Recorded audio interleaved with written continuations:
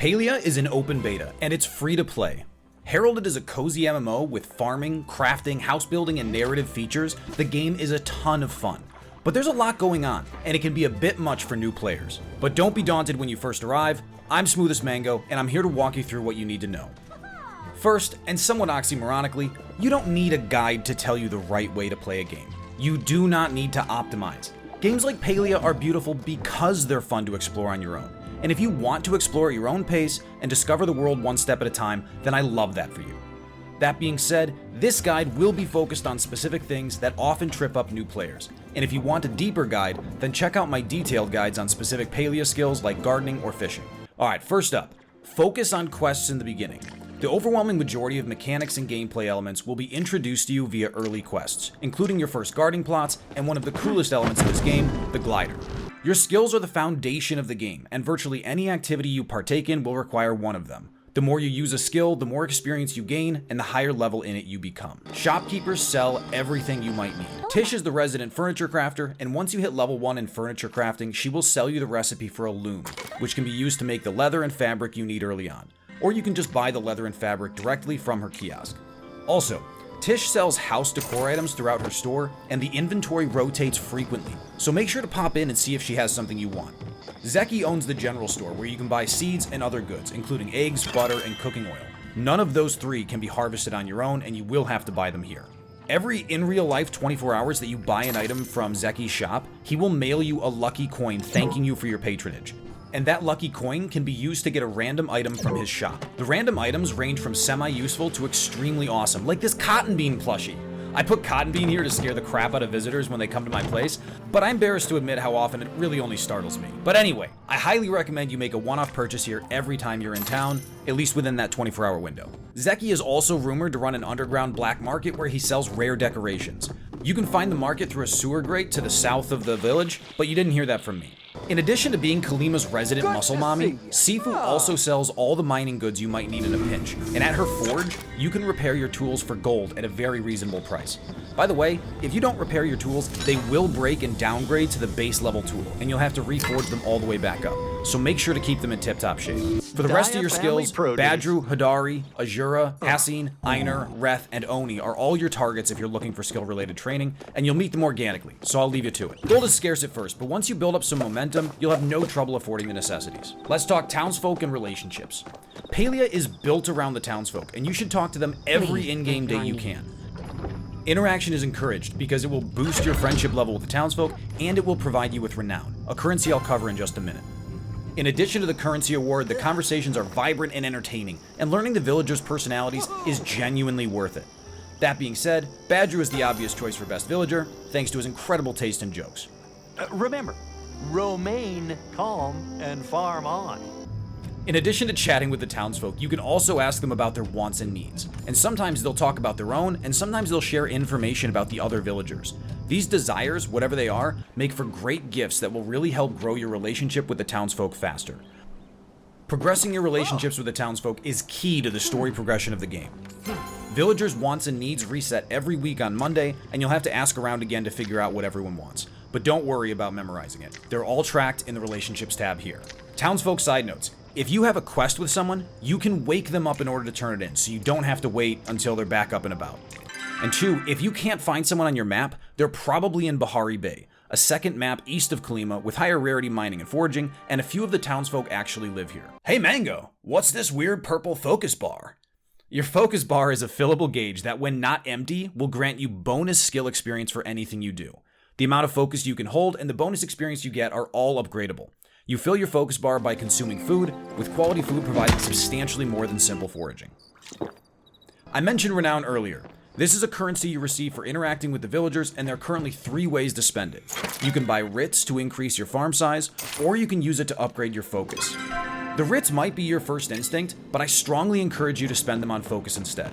The Phoenix Shrine is repeatable and costs 100 Renown, but will boost your focus experience by 5% per turn-in until you hit 50%, and then it will grant you a 2.5% boost going forward. I also recommend upgrading your maximum focus at the Dragon Shrine to the northeast of Kalima Village to keep up with whatever food you're cooking so you're not overfilling. Lastly, on Renown, it caps at 1,000, at which point any Renown gained is simply lost to the ether, so make sure you spend it. Let's talk economics. There is no auction house, and trading with other players is very limited.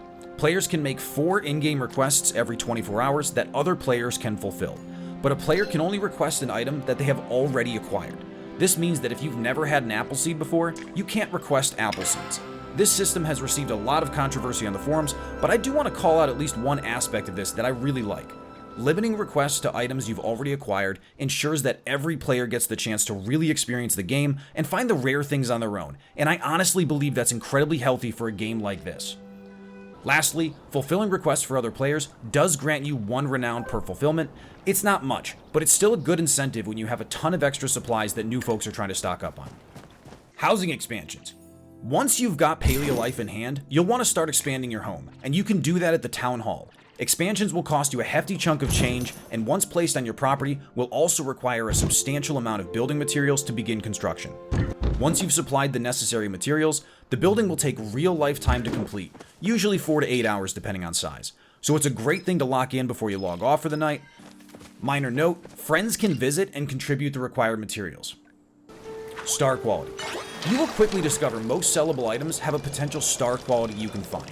Star quality does nothing other than boost the selling value of the item by 50%, unless it is a fish or bug, in which case it is much more valuable to you as a decoration in your home. Fishing from a bubbled surface will guarantee the caught fish is star quality. Insects, on the other hand, will glow brightly if they are star quality, so you won't have to play some Pokemon shiny hunting game to know what you're getting. I know these aren't properly organized by type and rarity, but I'm waiting for my large room expansion to set up my terrarium. I personally plan to light my entire home using lantern beetles. Anyway, if you brought friends to the game, you're probably dying to know what to do together. I've covered in another video that there isn't nearly as much incentive to group as I would like, but here's a list of the best things you can do with your friends. Cooking is far and away the best shared activity. Invite friends over to your plot, they can visit by going to this blue billboard and heading to yours. Once you're there, you can all cook together, and for the low price of 1 set of ingredients, everyone gets the benefit. This is a very efficient way to stockpile food to keep your focus up, and the only requirement is that everyone participates in crafting the dish to get credit. Small groups can work well for most activities. Everyone who participates in the activity gets loot. If you hit the mining node once, you get loot. Chopped the tree once, loot. 2 separate players teamed up to take down a Sernuk, both get loot. The same works for bug hunting as well. All of these require a little finesse and communication to make work, but if you've got some like-minded buddies in need of a resource grind, teaming up can work well.